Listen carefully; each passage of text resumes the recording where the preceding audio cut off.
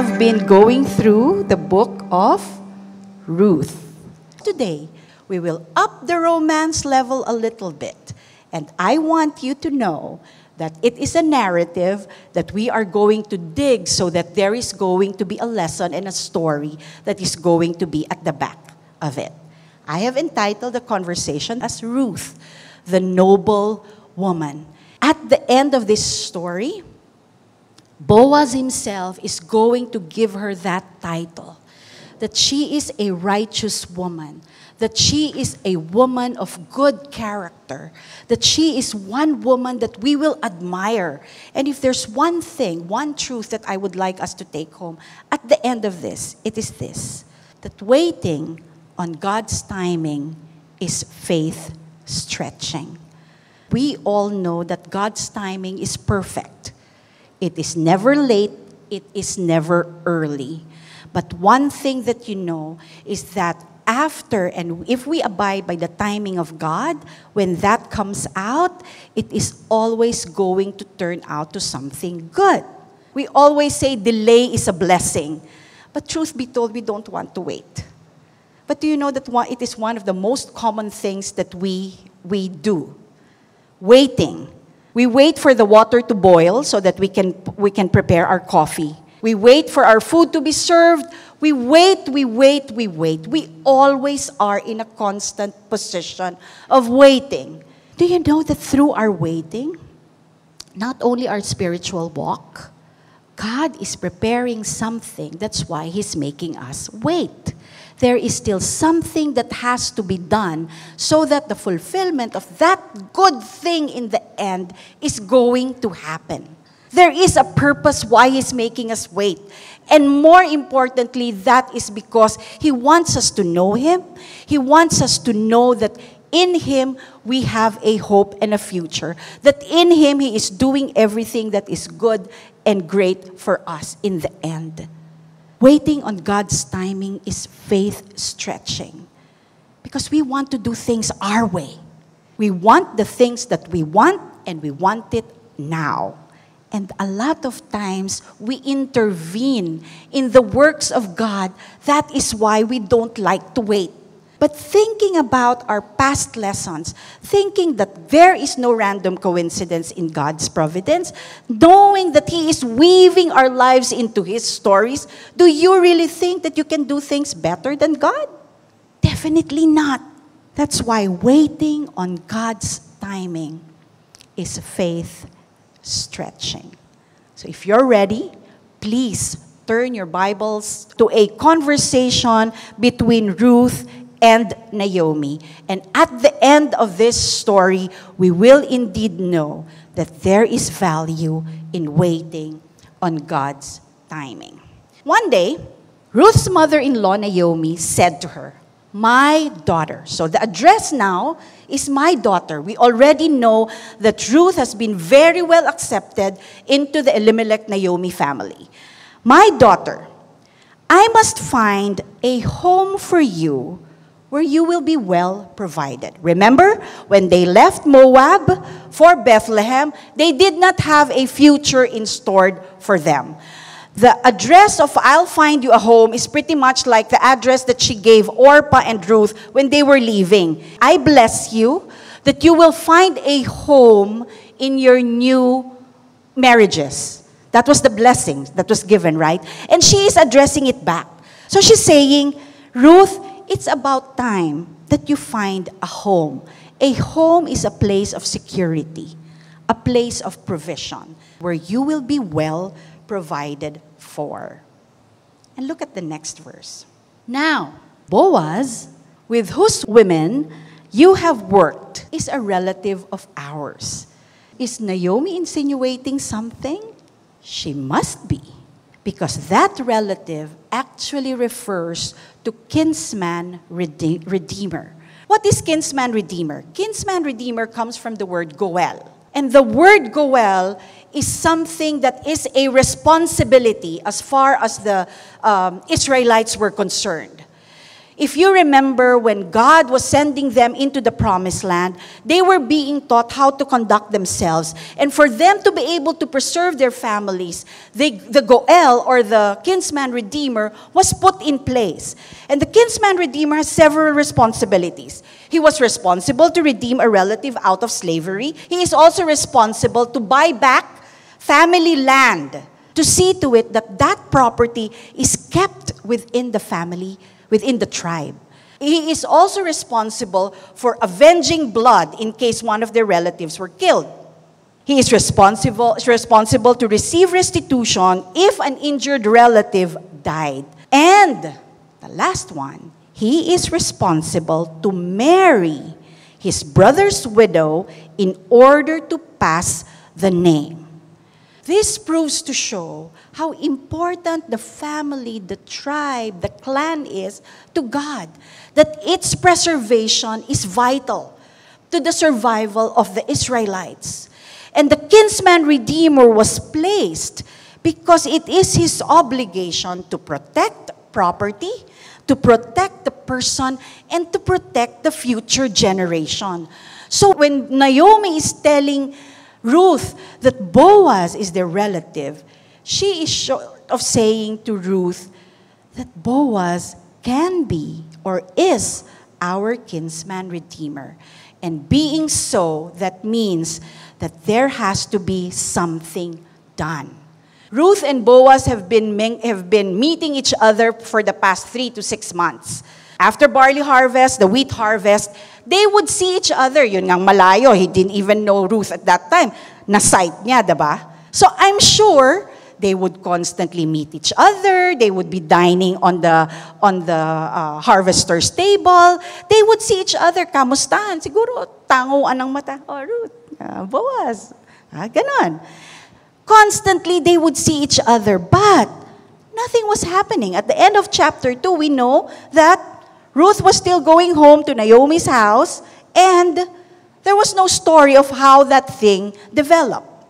So, Naomi comes up with a plan. Tonight, she goes, he will be winnowing barley on the threshing floor. And when you say threshing floor, it is literally a floor. It is not a barn like we have today. During this time, there was no barns. It was literally a flat surface where it's usually on the side of the highest point of their fields, on the side of a hill. Why? Because it has to be windy. So that as they are threshing or winnowing, ibig sabihin, they get their pitchfork and then they throw it in the air, and the air is going to fly off all the chaff and all the balat of the barley and the wheat. So that what is left is the grain. Right? So this is pretty much it. It's an open field where people would come to thresh. And then at the end of the day, what's going to happen is that when evening comes, some of them will stay on. It's the judges' time, right? So there are a lot of thieves. So these people had to guard their harvest. So what Naomi is saying is that it's Boaz's turn to stay on, to guard the harvest. Next verse. Okay, Naomi talking to Ruth, okay? Wash, put on perfume, and get dressed in your best clothes. Wash, put on perfume, get dressed in your best clothes is exactly the same thing that King David did after mourning for his son who died. So what Naomi is telling Ruth is that, get out of your mourning clothes. Magmo-move on na tayo. Because remember, Naomi's proposition is, you have to get a home for yourself already. So you have to move out of mourning. Naomi is telling her, you have to send out your signal already that you're ready. That you're not anymore a woman in mourning. Diba? Wash, put on perfume, get dressed in your best clothes. Then, go down to the threshing floor, but don't let him know you are there until he is finished eating and drinking.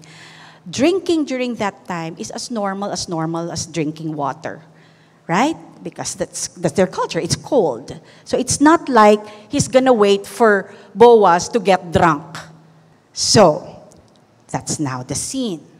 When he lies down, note the place where he is lying. Don't get lost. Don't make a mistake of eyeing someone else. You have to see that it's Boaz, okay? So she has to observe.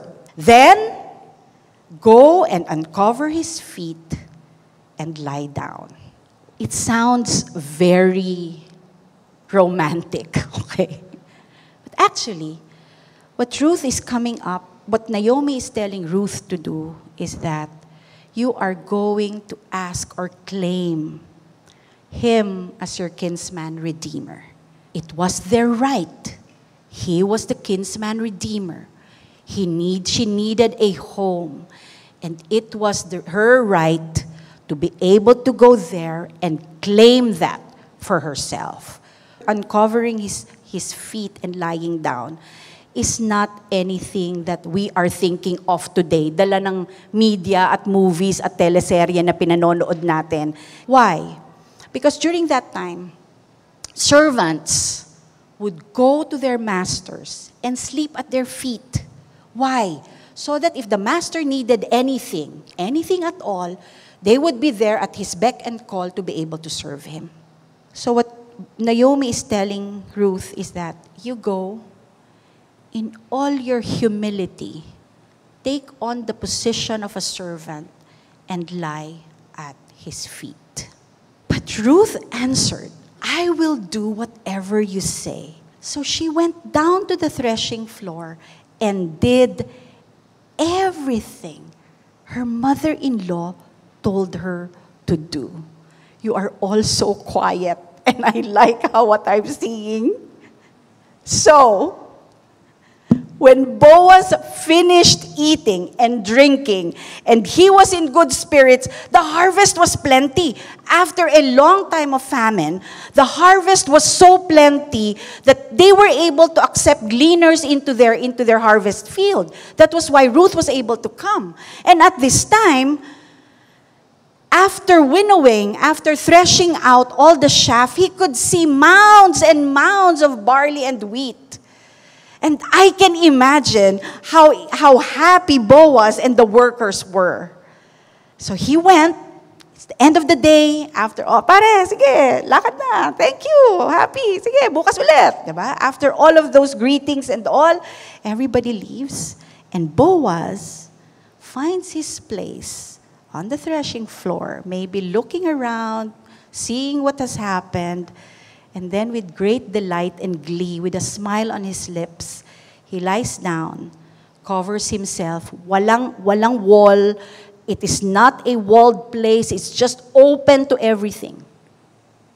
Open to the weather condition. And during that time, it must have been turning cold, so he would put a cover over his body. And Ruth approached quietly. She watched where Boaz lay down, and then she was watching intently until Boaz fell asleep. When she was really, really sure that there was nobody around looking, that nobody would see him around, he went into Boaz, approached quietly, uncovered his feet, and lay down. Da-da-da-dun.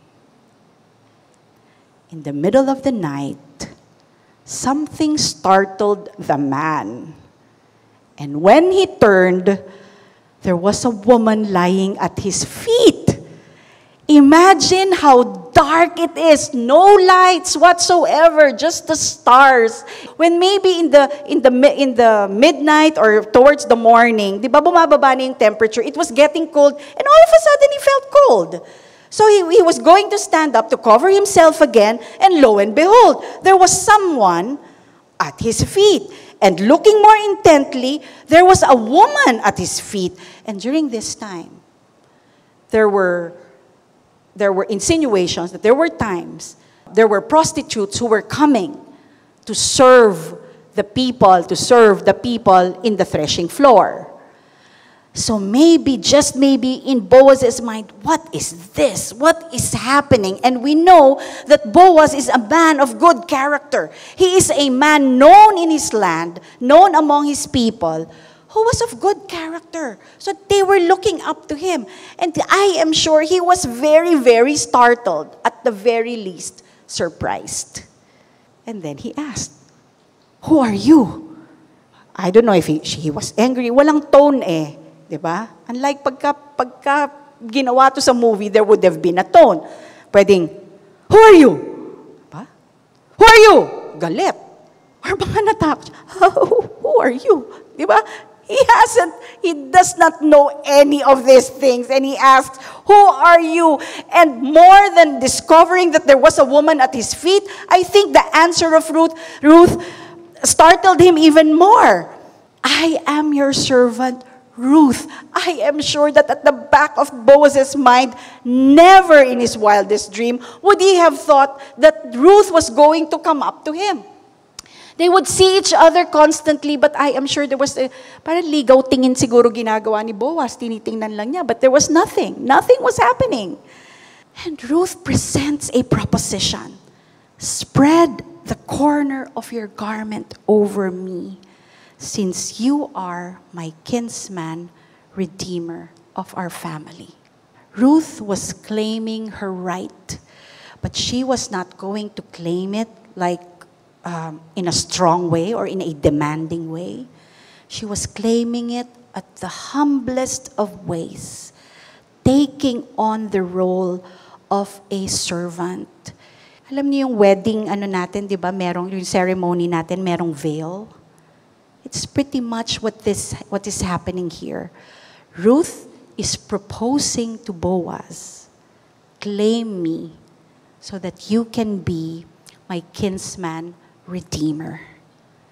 But it was not in the least in any sexual tone as we have in our minds as we read it.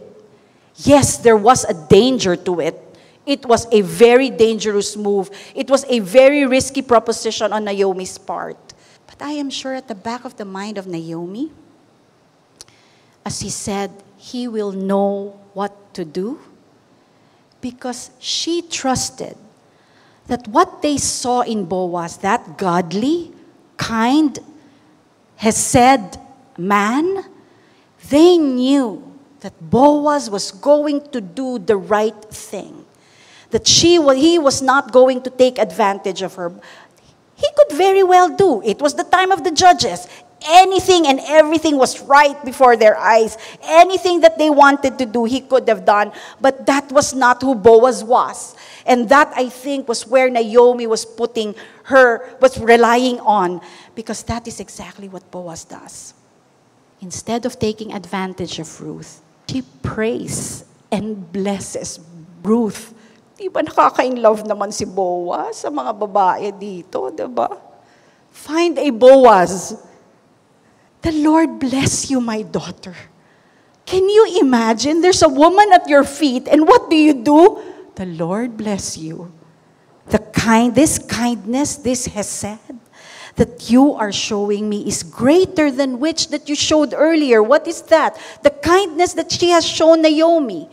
The kindness that she has shown for following Naomi into Bethlehem. "You have not run after younger men." Mukhang na-flatter si Boaz because Ruth could have chosen any man for that matter. She's a Moabite. There is no rules or restrictions that was placed on her. She could very well choose a young man and live happily ever after. But Boaz is saying, "You may have run after younger men, and whether rich or poor, but you didn't. And now, my daughter, don't be afraid.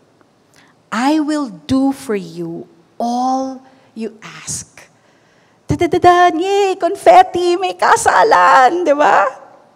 You know why he had that resolve to take on his role as kinsman redeemer? It was because all the people of my town know, not just Boaz, everybody knew that you are a woman of noble character. You remember the foreman in the field? She was not described for how she looked, but she was described for her character. And everybody in town knew what a noble person Ruth was. And do you know that that word noble character is the same way that the noble wife in Proverbs 31 verse 10 is pictured? A wife of noble character who can find young men Look for a woman of noble character. And that is the resolve of Boaz. I will put you under my wings. It's pretty much like Ruth is telling Boaz, Boaz, I have taken God as my spiritual redeemer. I want you to be my personal redeemer. And Boaz was willing to do that because of who Ruth was. But, as with any love story, dapat hindi smooth sailing. Dapat may kontrabida. Diba? Because there's going to be an antagonist in the picture. Because Boaz says this, although it is true that I am your guardian redeemer, your kinsman redeemer of the family, there is another who is more closely related than I. Can you imagine how Ruth's face would have gotten? Parang siguro, twinkling-twinkling yung mata niya. She was smiling because Boaz was going to be my husband. Boaz is going to claim me as to redeem me. And then now you're going to tell me, hindi pwede. There's another man. There's another man in the picture. But Boaz had a solution. Stay here for the night. And in the morning, if he wants to do his duty as your guardian redeemer, good. No, Boaz, that's not good. Let him redeem you, he said. But if he is not willing, as sure as the Lord lives, I will do it. At as early as now, Boaz was already protecting Ruth. Said, lie here until the morning so that nobody will see you. Let's just keep this between ourselves. Nobody should know that a woman has come into the threshing floor. Because I am sure that people would start talking and that noble character of Ruth, they would have debunked and just said, oh, sinabi ko na, mawabait yan diba? She lay at his feet until morning, but got up before anyone could be recognized. And he said, no one must know that a woman came to the threshing floor. But before that, before they slept, he said, bring me the shawl you are wearing, hold it out. And when she did, he poured 6 measures of barley. Kaya sabi ko, si Ruth may pagka-Amazona Puro muscle, diba? Because this was even more than her first harvest. This is about 30 to 50 kilos of barley. Tapos nilagay ni Boaz sa likod niya. And then, he already left. Hindi man dinala ni Boaz, di ba? Pero hindi, dapat nga, because they shouldn't know, right? They shouldn't know that they were together. So, Ruth, with the barley at her back, now goes back again to her mother-in-law, Naomi, and asked, can you imagine at that night? I can imagine. Do you think Naomi slept? After concocting such a thing, she wouldn't have slept. Right? And I am sure she was worried and concerned for her daughter-in-law. I wonder what's happening. She must have been pacing all night. I wonder what's happening to Ruth. I wonder if it turned out right. That whole night, and as soon as she sees Ruth, she runs toward her and asks, how did it go, my daughter? Anak, ano nangyari? What is it? What happened? Did it turn out well? Are you okay? What happened? Then she told her everything that Boaz had done for her, and he added, this conversation was not revealed earlier, but now it is said. Kinuwento ni Ruth. He gave me 6 measures of barley, saying, don't go back to your mother-in-law empty-handed. It was Boaz's assurance to Naomi. Remember, Naomi declared, I have left myself full, and I'm coming back home empty. You are no longer empty, Naomi. You are not empty because you have been filled. And Boaz is assuring them, whatever happens, however it turns out, you are now going to be provided for. You are now going to be protected. Remember 2 things that they had a problem with? They needed food to survive, and they needed a future. They needed a family. So the kinsman redeemer is supposed to do that. And what did Naomi say? Wait, my daughter, until you find out what happens. For the man will not rest until the matter is settled today. When we've done everything possible, when we've put everything upon our shoulder, the waiting game starts. We wait upon the Lord as to when things are going to happen. We wait upon the Lord with expectant hearts. It's not like, wait, umupo ka na lang dyan. Diba?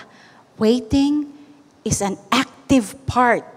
It is not like you just lie down and sleep and wait and wala, nakatanga ka na lang. No, that's not gonna happen. Remember the words, be still and know that I am God, that in your stillness you are knowing God. That in your waiting you are searching and praying and reflecting.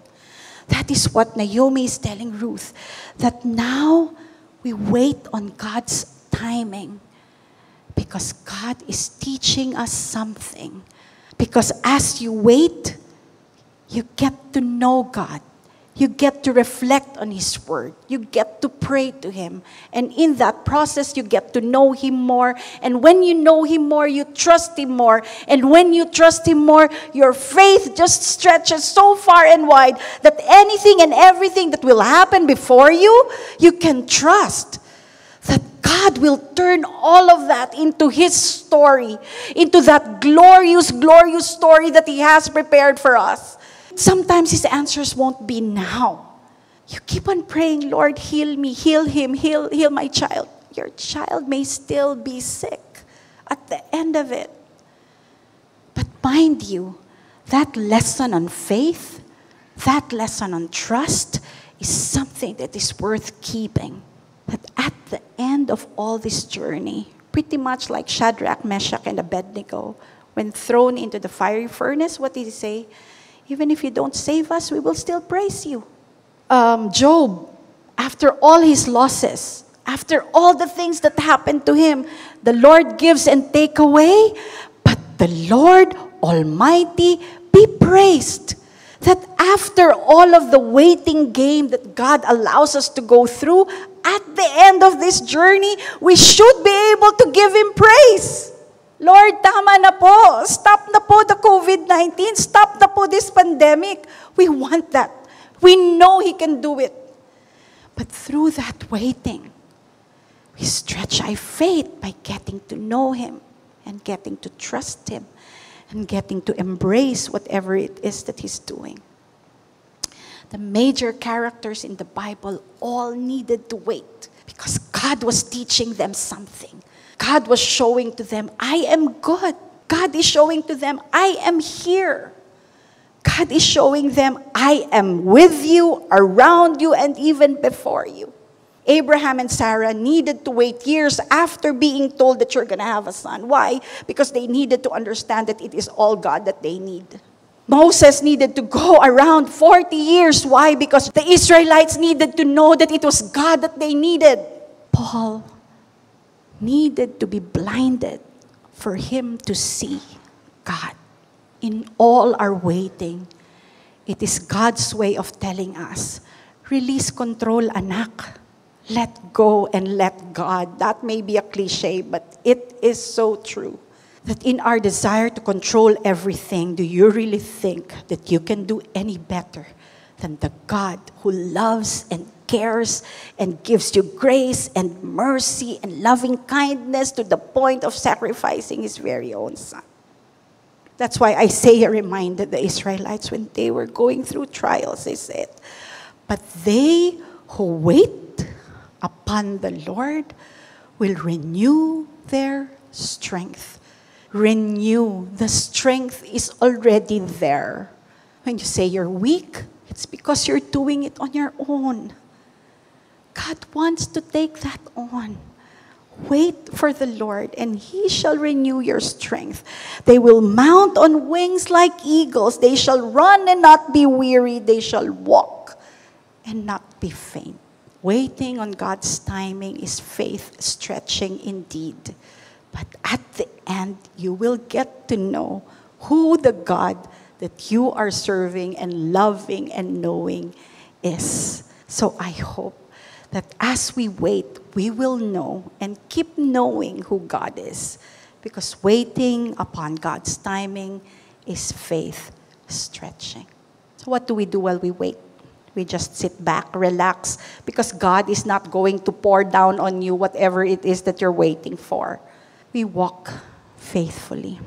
As Boaz saw Ruth to be a woman of noble character, I am sure Ruth found in Boaz a man of character who walked faithfully with God, for God, to be able to declare that it is worth waiting on the God who is gracious and merciful and loving, and who has the best in store for me. God, in His graciousness, has got you at the palm of His hands. The only thing we have to do is to continue to walk faithfully while the waiting game is still on. Keep on knowing God. Keep on seeking Him, and He promised to be found. Walk faithfully, because the God you are waiting on is a good